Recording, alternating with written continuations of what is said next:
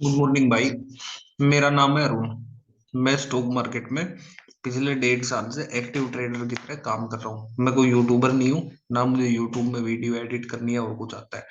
मैं आपको नॉर्मल ये सिखा सकता हूँ क्योंकि मैं पहले से एक टेलीग्राम चैनल चलाता हूँ जिस पर फिलहाल 265 के आसपास सब्सक्राइबर है।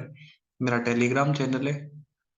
मेरा इंस्टाग्राम पे चैनल है जिस पर 1150 के आसपास फॉलोअर्स है। मैं ये जर्नी मेरी आज स्टार्ट कर रहा हूँ। ये वीडियो सिर्फ उनके लिए भाई जो स्टॉक मार्केट में आना चाहते हैं, सीखना चाहते हैं। उन्होंने कहा कि सर एक ऐसी वीडियो बनाओ जिससे हम सीख सके कि सर स्टॉक मार्केट क्या है, इसमें काम कैसे किया जाता है। तो भाई इसके लिए कि देखो, स्टॉक मार्केट क्या है वो सीखने से पहले आप ये सोचो कि इसके अंदर करते क्या है। हम इसके अंदर सिर्फ इन्वेस्टमेंट करते हैं, जो होती है कि अपन कुछ रुपए इन्वेस्ट करते हैं, सेविंग्स लगा लो या कुछ भी। उसको इसलिए इन्वेस्ट करते हैं क्योंकि अपने को एक रिटर्न चाहिए, अच्छा रिटर्न चाहिए उसके लिए। वरना लोग एफडी भी करवा सकते हैं और XYZ है, उनके बारे में अपन आगे बात करेंगे। ठीक है। तो पहला क्वेश्चन अपना ये निकल के आता है कि लोग इन्वेस्ट क्यों करना चाहते हैं, ये जरूरी क्यों है, कितने टाइप की इन्वेस्टमेंट होती है। ठीक है। तो आप ये मान के चलो कि लोग, पहला क्वेश्चन आ गया अपना इससे कि लोग इन्वेस्टमेंट क्यों करते हैं, वाई डू पीपल इन्वेस्ट। इसका सिंपल सा लॉजिक है भाई कि एक तो नॉर्मल, जो बढ़ा चढ़ा के नहीं बताऊंगा, एक तो लोगों को रुपया कमाना होता है, रुपया चाहिए, अर्निंग ऑफ सोर्स जिसको बोलते हैं वो चाहिए हमें, इसलिए हम इन्वेस्ट करते हैं। एक हम इन्वेस्ट ऐसे करते हैं कि आप एक एग्जांपल के साथ लेके चलो कि जो 2002 के आसपास, जब मैं छोटा था मुझे याद आता है, 2002 2005 के आसपास आप ये लगा लो कि 1 रुपए की 4 टॉफी आती थी। ठीक है, इक्लेयर सी।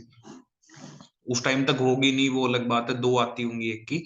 लेकिन आप समझ रहे हो, इन्फ्लेशन समझाना चाह रहा हूँ मैं आपको कि उस टाइम तक, मतलब 1 रुपए की अगर कोई दो टॉफी आती थी तो वो आज के टाइम में 1 रुपए की एक टॉफी है। ठीक है।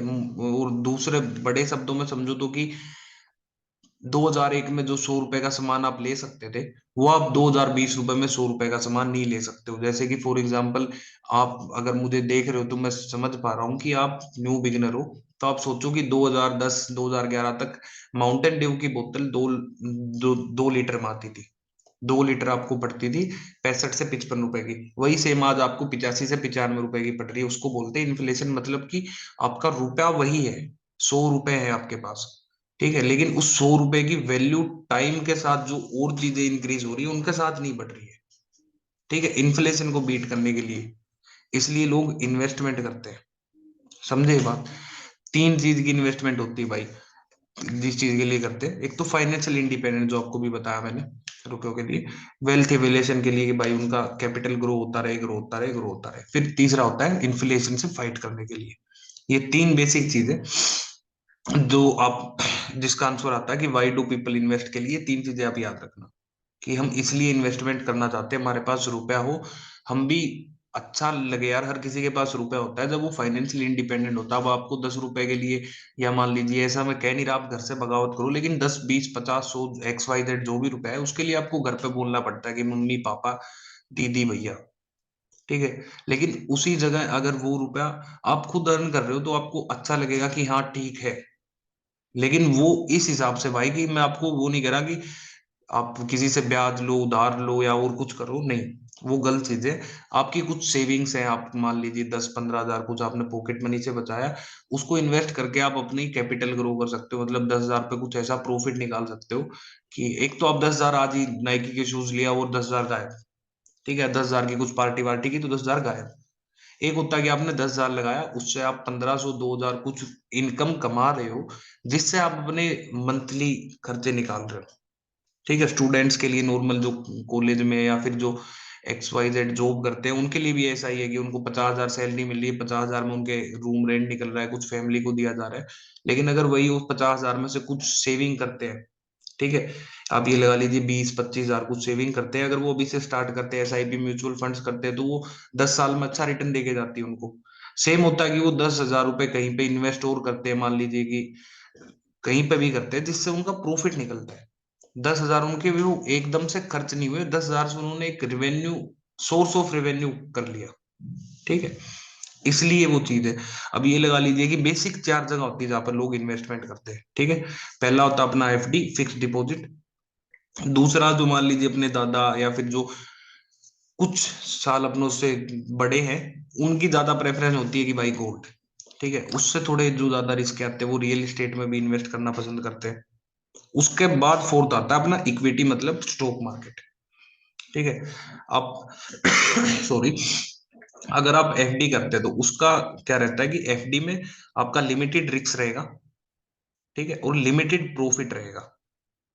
लिमिटेड प्रॉफिट कैसे? एफडी पे आपको बैंक इंटरेस्ट पे करता है 4%, 7%, जो भी, लेकिन एवरेज आप ये मान के चलिए कि एक नॉर्मल बैंक आपको 7 से 10% एफडी के ऊपर रिटर्न देता है। ठीक है, इसमें बैंक भी आ जाते हैं, इसके अंदर अपनी गवर्नमेंट एजेंसियां भी आ जाती है, गवर्नमेंट इंडिया भी आ जाती है, जैसे कि वो बॉन्ड कुछ साइन करवाती है, उनको आप लिमिटेड टाइम के लिए, ये फिर डाक खाने की होगी, पोस्ट ऑफिस सर्विसेज, ये चीजें आ जाती है भाई।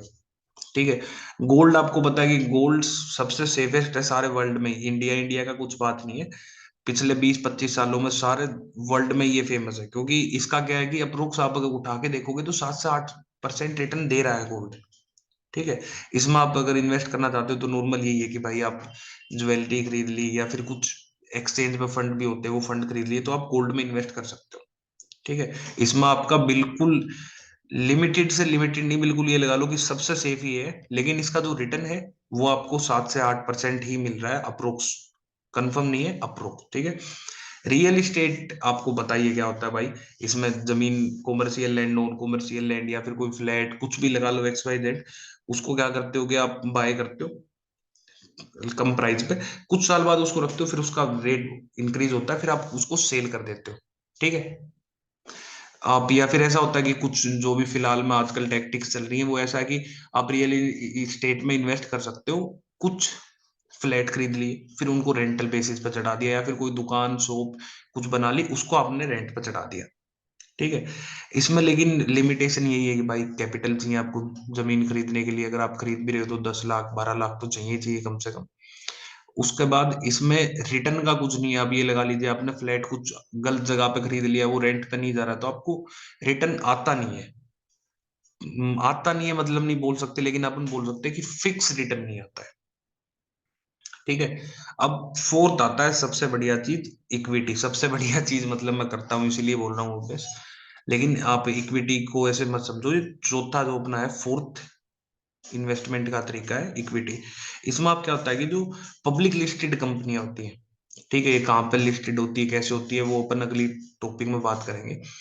कुछ कंपनियां होती हैं जो ये लगा लीजिए कोई कंपनी है, वो पब्लिक लिस्ट होती है, मतलब उसमें पब्लिक रुपए इन्वेस्ट कर सकती है। वो NSE BSE के ऊपर होती है, स्टॉक एक्सचेंज पे, बाहर जगह पे और है। ठीक है। इसमें क्या होता है कि ना तो आपकी कैपिटल की कोई गारंटी है, ना आपकी कोई रिटर्न की गारंटी है। रिस्क है और रिटर्न ज्यादा है। समझ रहे हो कैसे? कि इसमें कोई ऐसा नहीं है कि आप 2 लाख 5 लाख 10 20 25 30 XYZ कितना ही इन्वेस्ट कर लो। ठीक है। अगर उसके ऊपर आप बिल्कुल थोड़ा रिस्क लोगे तो सेम आपको थोड़ा रिटर्न मिलेगा, कई बार रिटर्न नहीं भी मिलता है। ये बात है, कोई बताएगा नहीं तो अलग बात है। फिर होता है कि भाई आप इन्वेस्ट करो। ठीक है। और अच्छी कंपनी में इन्वेस्ट करो जिसका आप फंडामेंटल चेक करके इन्वेस्टमेंट कर रहे हो, उसमें आपको रिटर्न मिल रहा है। ठीक है। फिर आता है थर्ड, ऑप्शन आ रहे हैं आजकल। आप ऑप्शंस में ज्यादा रिस्क लेके इन्वेस्ट करते हो, एक दिन में अच्छा खासा कैपिटल का ही रिटर्न मिल जाता है। वो वैसे भी होता है, लेकिन उसमें रिस्क इतना भी है कि आप कैपिटल 2 लाख लेके चल रहे हो, 2 का 4 भी हो सकता है रिटर्न, मतलब 2 लाख का 4 लाख हो सकता है। झूठी बात नहीं है, ये सच है। लेकिन सेम वो भी 2 लाख का 0 भी हो सकता है, उसी दिन उसी टाइम। जहां पर आपको 2 लाख प्लस प्रॉफिट दिख रहा है, वहां पे वो 0 रुपए भी हो सकता है। तो स्टॉक मार्केट का सिंपल सा नियम है, आप इसमें सेफ इन्वेस्टमेंट करो, प्रॉफिट निकालो, बल्ले बल्ले। आप अगर ये चाहते हो कि भाई नहीं मैं तो आज रुपए नहीं लगाऊंगा, 10 दिन बाद में, ये लगा लीजिए आपने बिग बुल देखी हो फिलहाल में, या फिर राकेश झुनझुनवाला जी का आपने कोई इंटरव्यू देख लिया हो, या पता नहीं कुछ भी, आप वो सोच के आ रहे हो मार्केट में कि आज रुपए लगाए और आज ही मैं नंबर 1, तो नहीं भाई, ये सबसे बड़ी झूठ है, कोई बताएगा नहीं। इससे दूर रहो। स्टॉक मार्केट आपको ये लग रहा है कि साइड इनकम के लिए कोई भी एरा गैरा, या फिर हाँ एरा गैरा, कोई भी एरा गैरा आके कर सकता है, तो एरा गैरा नहीं कर सकता, उसके लिए आपको पढ़ना पड़ेगा। आपके पास एक्सपीरियंस होना चाहिए, उससे पहले कुछ नहीं कर सकते आप। आपको ये लग रहा कि ओ भाई मैंने तो उसकी वीडियो देखी है और फिर मैं अब ऐसे इसमें 10,000 लगा के शाम को 50,000 निकाल लूंगा, 40 का कुछ आईफोन ले लूंगा, ये वो नहीं, ऐसा तो काम करता ही नहीं है। आप 10,000 डालोगे, वो 10,000 और जीरो हो जाएंगे, उसके बाद आप किसी से 10,000 ब्याज उठा के बेशक लगा दो, इसकी मैं आपको गारंटी दे सकता हूँ।